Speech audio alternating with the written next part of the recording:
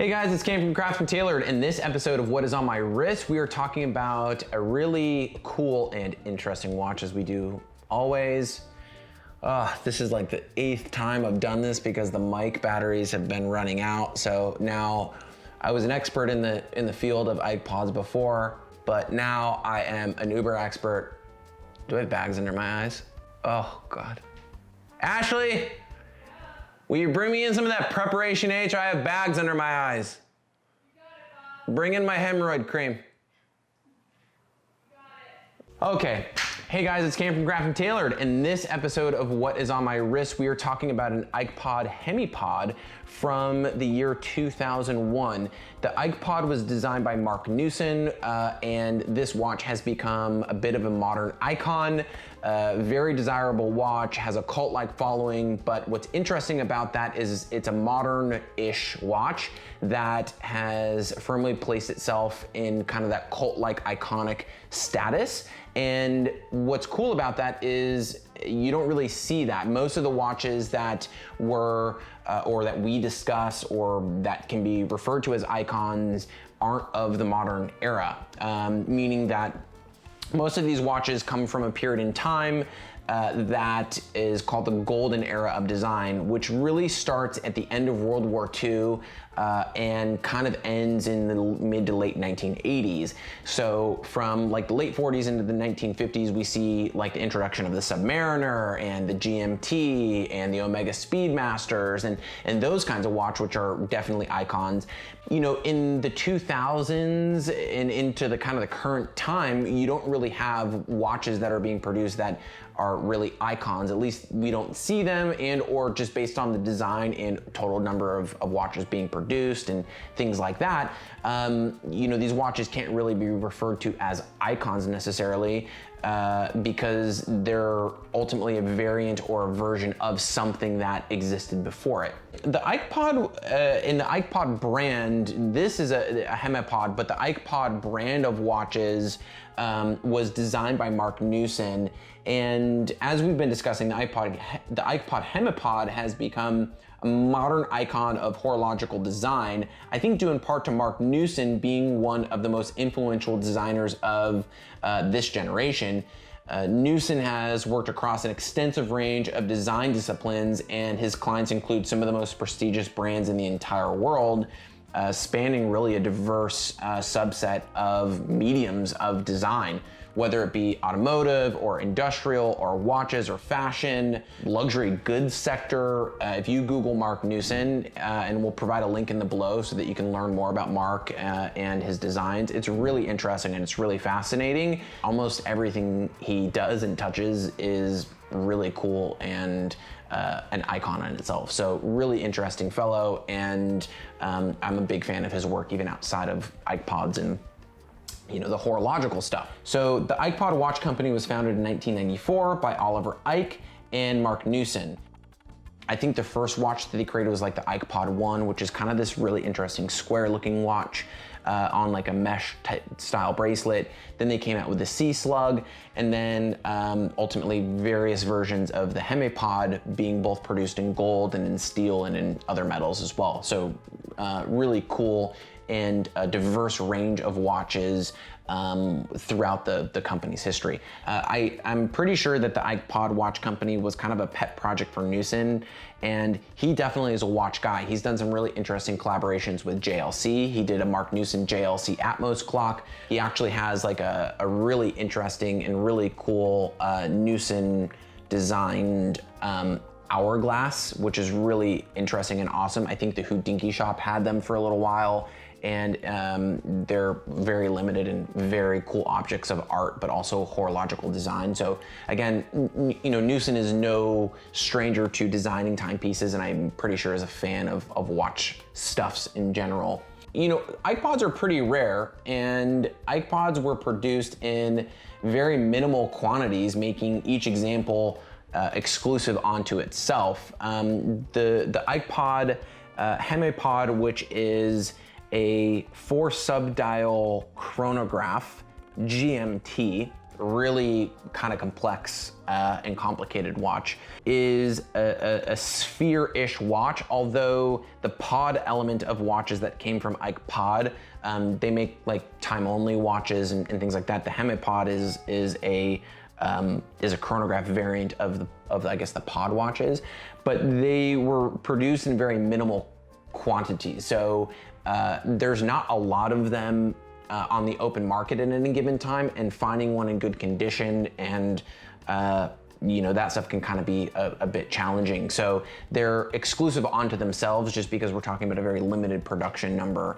The Hemipod is named for the watches bearing a hemispheric shape, and also has what we would call a monoclock design, meaning that it is essentially one piece. The super thin bezel is essentially unscrewed, and then everything is lifted out from the top side of the watch. So we've talked about some of the monoclock style of watches on our channel before, so that's nothing that's new to the horological world of design, but in this watch I think it plays an important feature because the watch is kind of this like sphere, and it's kind of reminiscent, I guess, of like a UFO or something like that, or a disc, and it's very ergonomically comfortable. Let's talk a little bit about the Hemipod and also kind of some of the design features that we see in this piece specifically. The Hemipod itself is definitely a functional piece of art. Like if you look at the design, the pushers kind of have like this soft rounded shape. They're enameled at the end, which is really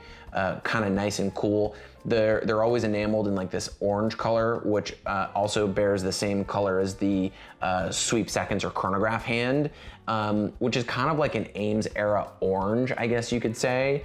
And this specific example is in rose gold. Rose gold examples are pretty uncommon. The steel and yellow gold examples are much more common. Matter of fact, Kanye actually has an Ikepod Hemipod that is in yellow gold.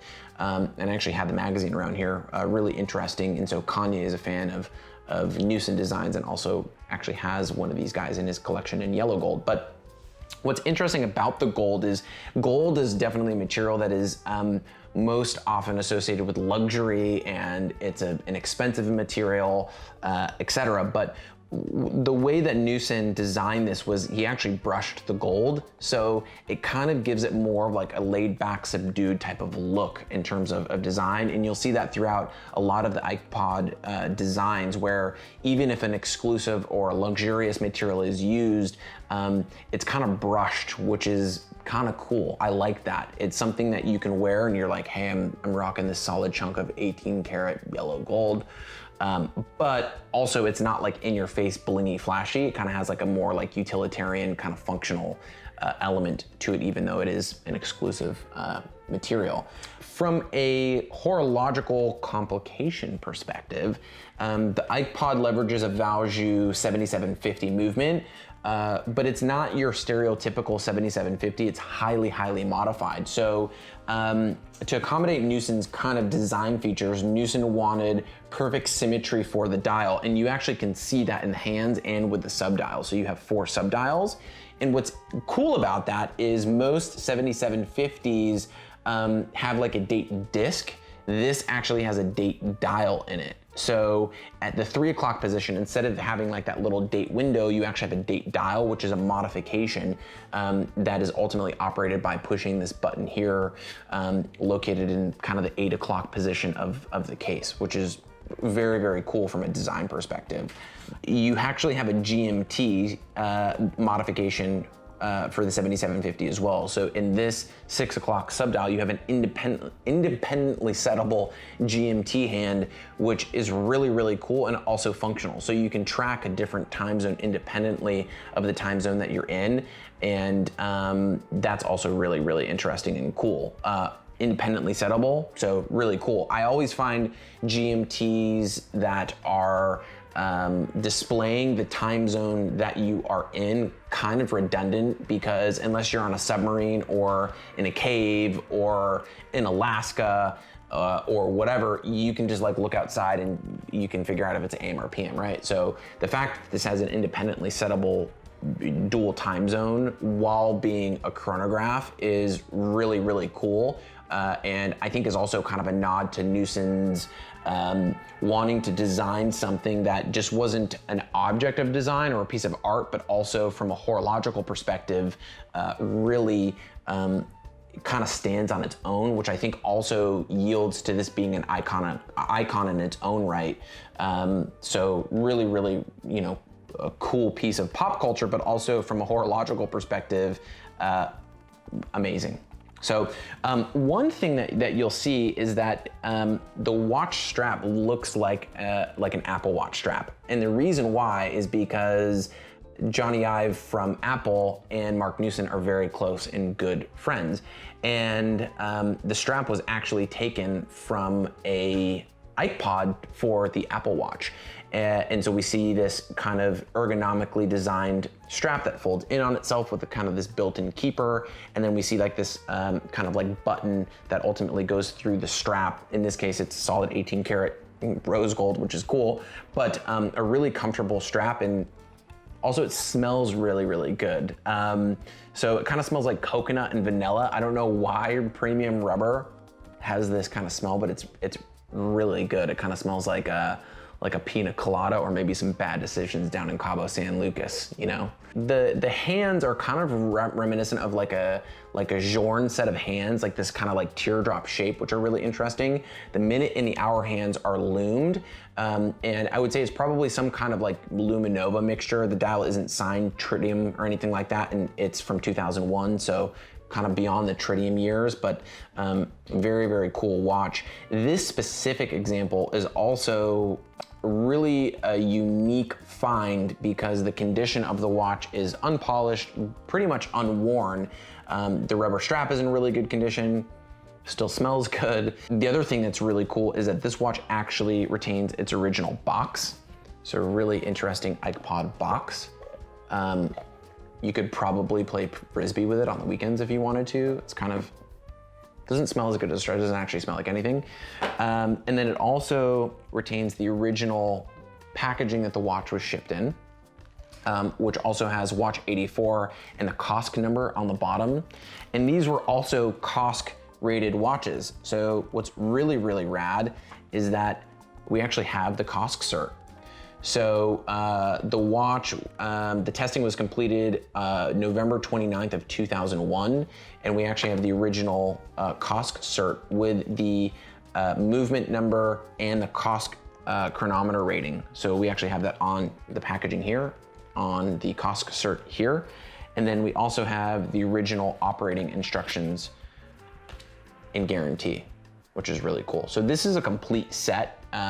I definitely think that these watches are going to increase in value, especially considering that Newson's designs are so iconic and across the board very cool and unique and has a very big following. You don't have to be a watch person to kind of like get into and understand this watch from a design or art perspective. So the fact that this one retains all of its stuff is really, really cool and unique. It's the only one that I've seen that is this complete, even down to the COSC cert. So really, really cool and awesome. Let's talk a little bit about the size of the watch. The size of the watch is 44 millimeters. It's a big watch, and I think, again, it kind of started the trend for bigger watches. So hats off to you, Newson. But what's cool is that when it's on the wrist, it's really one of the most comfortable watches I think I've ever worn. It's rose gold, it's heavy, there's some gram weight in the gold, right? But on the wrist, it's very comfortable. Ergonomically, it doesn't like bite into the top side of your wrist. The strap is really nice, it's really comfortable. And you know, operating the chronograph features and functions, very easy to do. Another thing is it's, even though it's a kind of like a tone on tone or a monochromatic type of watch, the brushed rose gold paired with kind of the satin dial is contrasty enough to where you can read it. And the kind of minty green loomed hands with the, you know, kind of Ames era orange sweep seconds hand when you're operating the chronograph is really cool. It's very visible. Like I can look down and tell the time and see where my chronograph reading is while it's on my wrist in some other watches, like for example, a tone-on-tone yellow gold Daytona or rose gold Daytona, it's really hard sometimes to tell the time, especially the way that the light is hitting that watch in that specific moment. You kind of have to really look. This, like at a glance, is there. So I think, again, kind of Newson's designs are about form meeting function, and it's definitely apparent within this watch. So really, really cool watch. Really excited to have had this in our collection and to have reviewed this and to share this with you guys. I'll definitely provide a link to in the description below so that you can check this out, and links to all the other stuff that we discussed in this episode. This one is currently available for sale on our site, so but really cool. I'm really a big fan of Marc Newson and really honored to have had this one in our collection. Yeah, so be sure to, of course, like, comment, and subscribe. If you guys have watch questions and you need some help, feel free to drop us a line, info@craftandtailor.com, here and happy to help. Be sure to follow us on Instagram for the latest updates. And yeah, thanks for tuning in, guys. Appreciate it. I'll see you guys in the next one. Thanks. Bye-bye. We'll see you later. It's over. Go.